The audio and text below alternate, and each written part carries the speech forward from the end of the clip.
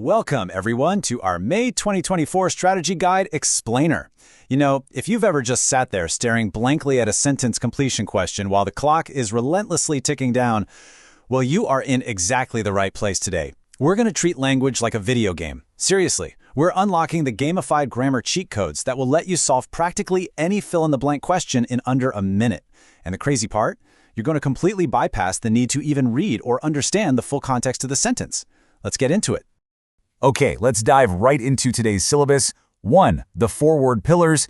2. Instant blank filling hacks. 3. Mandatory checkpoint. 4. Advanced verb shortcuts. And 5. The final boss battle. Section 1. The 4-word pillars. So before we can activate any of those awesome hacks, we absolutely have to establish our base layer. This is the structural foundation of how English sentences are actually built, and understanding this makes all the algorithms work flawlessly. Let's start with layer 1, nouns. Think of nouns as your core physical things or concepts. They're the primary subjects or objects in your sentence. Basically, if a word naturally follows the, or an, like the boy or the house, boom, you're dealing with a noun. It is literally the solid anchor of your sentence.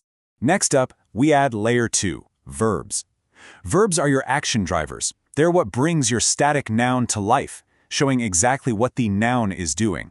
If a word naturally follows indicator words like to, can, could, will, or would, for example, she sings or to eat, you've found your verb.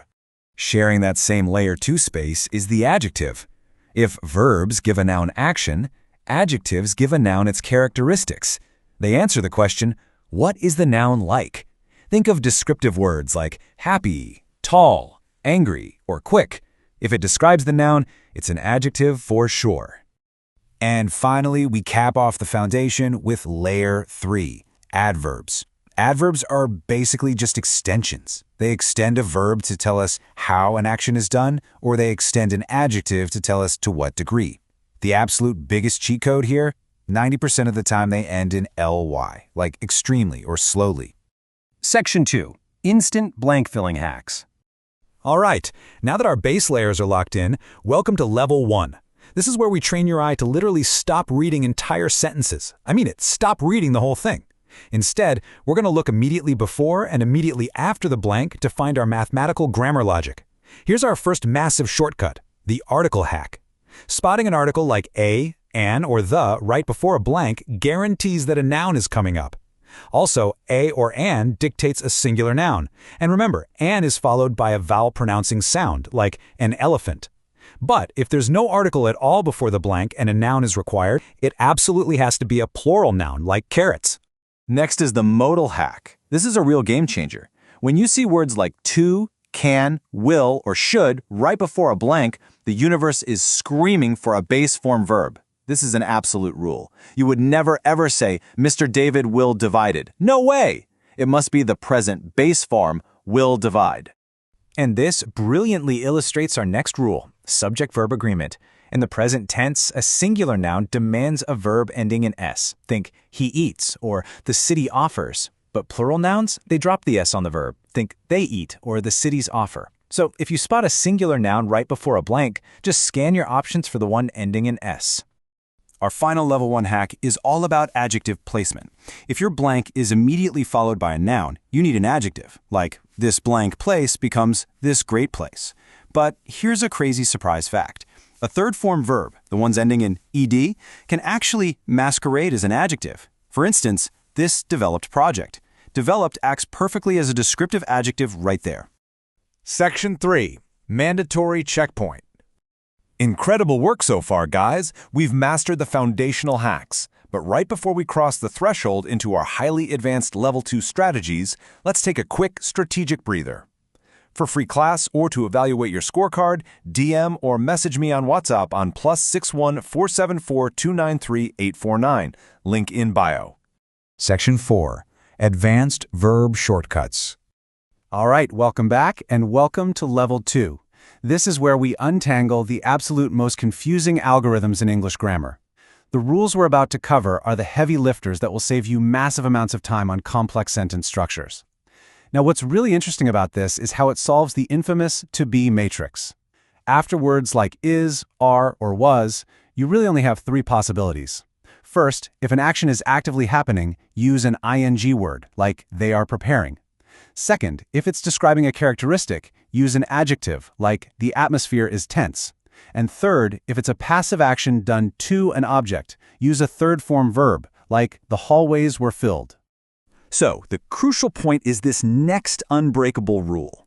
If you see the words has, have, or had right before a blank, you must, absolutely must, use a past participle or a third-form verb. It is never she has eat. It is strictly she has eaten or had decried. Lock this one into your memory right now. Let's rapid fire through our final set of advanced structural rules. First off, if a sentence just keeps continuing without a full stop or a connector word like and, use an ing gerund like enjoyed participating. Next, if you see an apostrophe s showing possession like David's or Mandela's, a noun has to immediately follow it. And finally, the really tricky phrase, one of the, always demands a plural noun, like one of the books, even though it's referring to a single item. Section 5. The Final Boss Battle. Okay, you have acquired all the cheat codes. Now it's time for the ultimate test. We're going to apply everything we've learned to a real-world, highly complex historical paragraph, and we're going to solve this using pure grammatical mathematics, almost entirely blind to the context. Check out this fragmented 1994 text. 30 years ago, in April 1994, Nelson Mandela blank won victorious. This blank 2 moment blank 3, the ultimate defeat of the blank 4 apartheid system, which musicians had long blank 5 in their art. Mandela's blank 6 was foreshadowed. Look at all those blanks, but don't panic about the history, just look at the grammar surrounding them. Let's break this down and see how this builds our solution. For blank 1, the phrase 30 years ago dictates a past tense verb, right? So Mandela emerged victorious. Blank 2 sits right before the noun moment, demanding an adjective, so it's this epical moment. Blank 3 requires a past tense verb, showing what the moment actually did. It marked the defeat.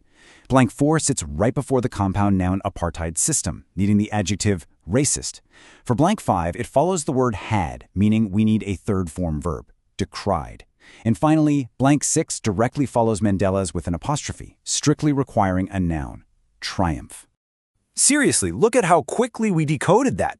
Grammar isn't about memorizing endless pieces of literature, it is entirely about recognizing patterns and applying structured logic. You now have the exact blueprint to shortcut these puzzles. So, armed with these cheat codes, what impossible text are you going to conquer next? Keep practicing, keep spotting those patterns, and never let a blank space intimidate you again.